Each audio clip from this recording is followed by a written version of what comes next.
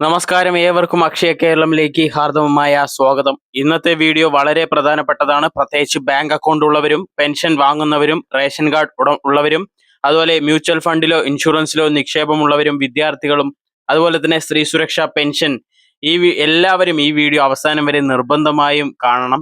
കാരണം ഇന്ന് പറയാൻ പോകുന്നത് സാധാരണ വാർത്തകളല്ല. ഓഗസ്റ്റ് മാസം ആരംഭിക്കുന്നതിന് മുൻപ് എല്ലാവരും അറിഞ്ഞിരിക്കേണ്ട ചില നിർണായക മാറ്റങ്ങളാണ്.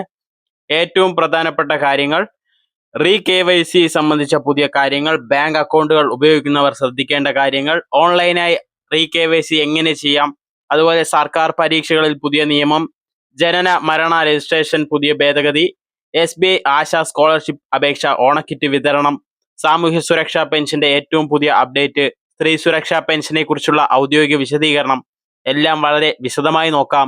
അതുകൊണ്ട് വീഡിയോ സ്കിപ്പ് ചെയ്യാതെ അവസാനം വരെ കാണുക.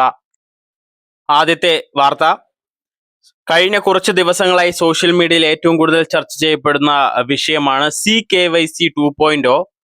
ഔദ്യോഗിക അറിയിപ്പുകൾ നമ്മൾ നോക്കാം. ഇപ്പോൾ KYC എന്നത് എന്താണെന്ന് മനസ്സിലാക്കാം.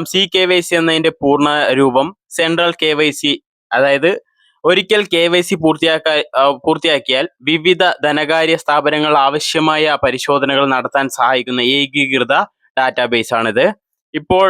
ഇപ്പോൾ വരെ എന്തായിരുന്നു സ്ഥിതി എന്നുള്ള കാര്യം നോക്കുമ്പോൾ, ഒരു ബാങ്കിൽ അക്കൗണ്ട് തുറക്കുമ്പോൾ KYC, മറ്റൊരു ബാങ്കിൽ വീണ്ടും KYC, മ്യൂച്വൽ ഫണ്ടിൽ വീണ്ടും KYC, ഡിമാറ്റ് അക്കൗണ്ടിൽ വീണ്ടും KYC, ഇൻഷുറൻസിലും KYC. അങ്ങനെ ഓരോ സ്ഥലത്തും വീണ്ടും വീണ്ടും ആധാർ, പാന്, ഫോട്ടോ, വിലാസരേഖ എന്നിവ സമർപ്പിക്കേണ്ടതായി വരുന്നുണ്ട്.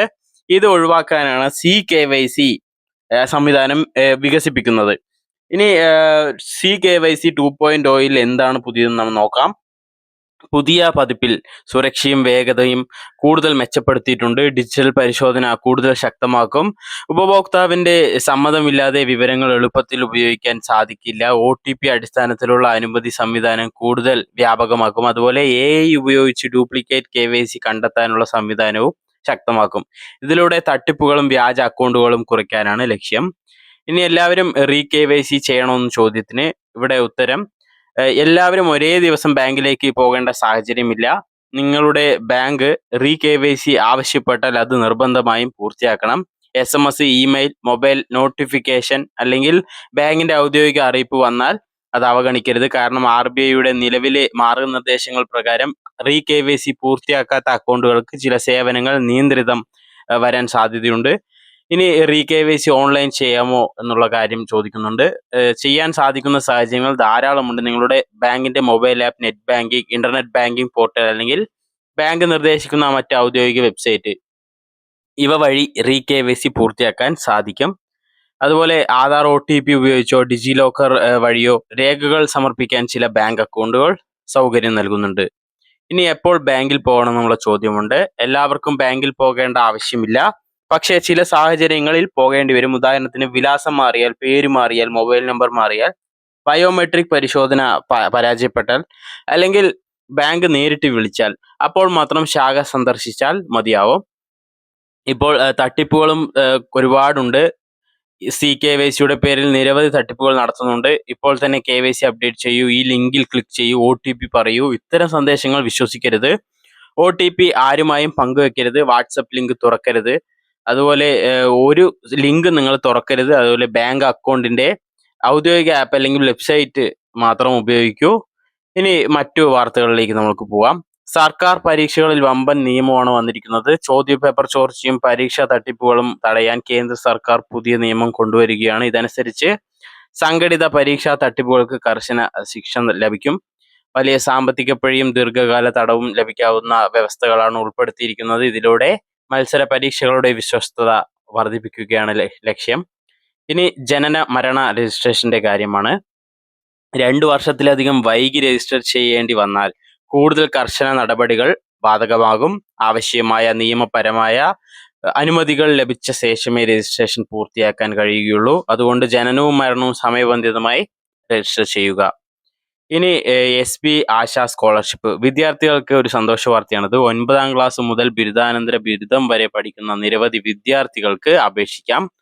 പ്രൊഫഷണൽ കോഴ്സുകളും ചില പ്രത്യേക വിഭാഗങ്ങളും ഉൾപ്പെടുന്നുണ്ട്. അപേക്ഷ സമർപ്പിക്കാനുള്ള അവസാന തീയതി നഷ്ടപ്പെടുത്തരുത്. യോഗ്യതയും ആവശ്യമായ രേഖകളും ഔദ്യോഗിക പോർട്ടലിൽ പരിശോധിക്കുക. ഇനി റേഷൻ വിതരണം. ഈ മാസത്തെ റേഷൻ വാങ്ങാനുള്ള അവസാന ദിവസങ്ങൾ അടുക്കുകയാണ്. ഇനിയും വാങ്ങാത്തവർ ഉടൻ വാങ്ങുക. അവസാന ദിവസം തിരക്ക് കൂടുതലായിരിക്കും. അതുപോലെ ഓണക്കിറ്റ്. മഞ്ഞ റേഷൻ കാർഡ് ഗുണഭോക്താക്കൾക്ക് സൗജന്യ ഓണക്കിറ്റ് നൽകാനുള്ള സർക്കാർ ഒരുക്കങ്ങൾ പുരോഗമിക്കുകയാണ്. അതുപോലെ തന്നെ സബ്സിഡി നിരക്കിലുള്ള പ്രത്യേക ഓണക്കിറ്റുകളും ലഭ്യമാക്കാൻ പദ്ധതികളുണ്ട്. വിതരണ തീയതിയും റേഷൻ കടകളുടെ അറിയിപ്പും ശ്രദ്ധിക്കുക.